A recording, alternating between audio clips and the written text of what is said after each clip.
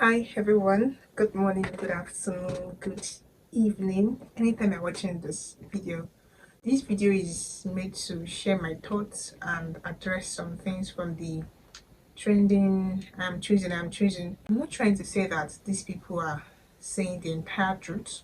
I'm also trying to say that they are telling lies. I'm just sharing my thoughts.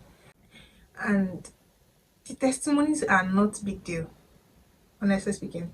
The testimonies they share are not a big deal. If you are a true Christian and you believe in the supernatural, I don't think those testimonies should be surprising to us actually. But because over time I feel like we just read the Bible and read the Bible and think these things are only to happen in the days of old. How do you explain the time where the Israelites were walking in the wilderness and God fed them manna for 40 years? I'm sure if it's this day, if it's this time or season that someone says such thing, we hear a lot of speculation that said, lamba, lamba. But it's not jokes. Those people experience God feeding them for a whole 40 years. That's a lot. Not 2 days, not 3 days. I mean, it doesn't make sense to the human logic, and that's our lifestyle, our experiences as Christians should be. The supernatural doesn't always make sense to the human logic. The supernatural cannot always make sense to the. In fact, the supernatural will never make sense to the human logic. It always transcends the human logic. How do you explain that the three Hebrew guys went to the fire and they came out, their clothes was not burnt, and how do you explain that kind of experience? That's a supernatural move.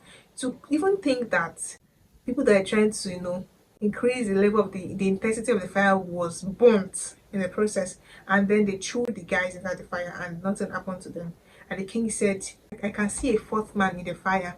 I mean, that's the supernatural right there. A lot of times we read the book of Isaiah, for example, and then we hear things like, God said that I'll make rivers in deserts, I'll make roads in the wilderness. It doesn't make sense to human logic.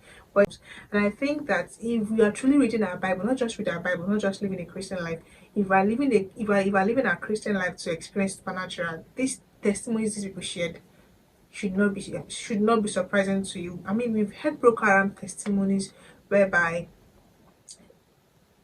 people say that they are about to slaughter them, and then they make confessions, they call the name of Jesus, and they use the knife on their neck, and their neck does not get cut. How do you explain those things? We need to call ourselves together and think about some things. We need to call our attention back to some certain things that we must have lose grip of or lose sense of.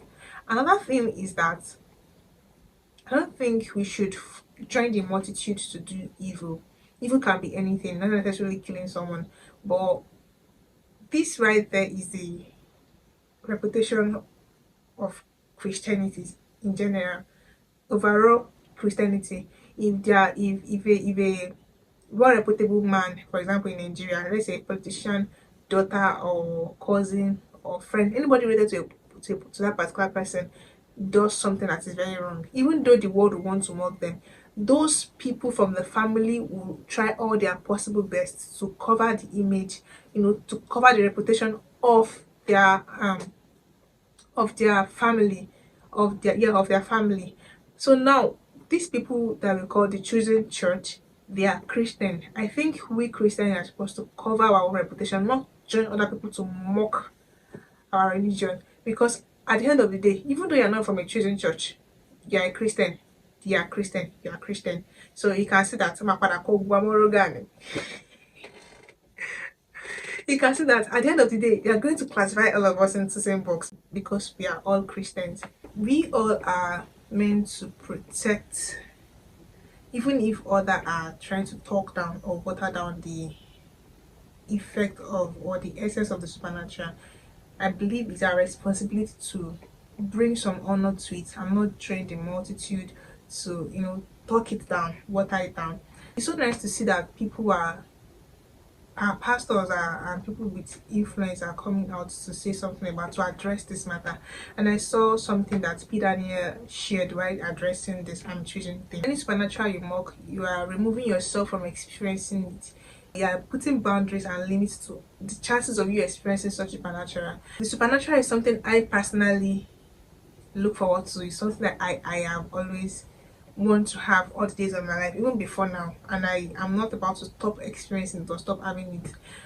The supernatural thing is what should differentiate Christians from non-Christians. We need to be more sensitive to know things that are joke and things that are not joke. And this right there, this choosing thing is not a joke, even though it might come as a joke to us, but we should be discerning enough to know when to address something and when to accept a joke. And one thing I like about these choosing people, I mean, I've lived with one of them before, and I'm not going to share what my experience was like, but what I know is that I love the fact that they are very, very bold about how they carry their Christianity. They are very, very bold. They are the unashamed kind of people. You know, whenever I see them, anywhere you go, you have to think twice before knowing this place from this person is from a Christian church, because they are always, almost all the time, they wear that their uniform. And whenever I see that uniform, what comes to my own mind is where the Bible say wear the full armor of Christ, and they wear it everywhere. I mean, they wear it, some wear it to sleep. I mean, I think the person I lived with then, she wears her own uniform to sleep, to tell you how much they trust and how much faith they have. Oh, I don't know how to explain that part, yeah. But what I'm trying to say is that our Christianity should be something we are very loud about, something we are very bold about, even though and the supernatural is never and it was not and it will never make sense to human logic. We need to first get that right so that we can know how to walk our walk with God. I mean, what it was really sad for me to see that Christians are the one even amplifying this thing the most. People from the other side, that I know, they would not. I mean, they would not join you to. The moment they even see, they are very, very sensitive people, and the moment they see that you are trying to make a mockery, even if it's indirect, this one is very, very direct. I hope we know. Even if it's indirect mockery, they are quick to identify it and they are quick to address or defend it. How much more we that we are serving the real God, and you are trying to paint our Jesus as a joke to the community. I mean, I think we can do better. I really think we can do better, and I pray God help every one of us.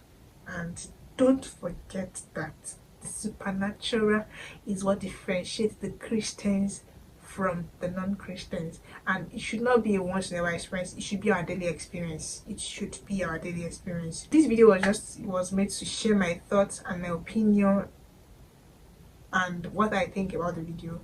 But if you have something to say to what I've just said, maybe you want to make any corrections, you want to address something, you want to make an addition to what I've just said, you can share with us in the comment section.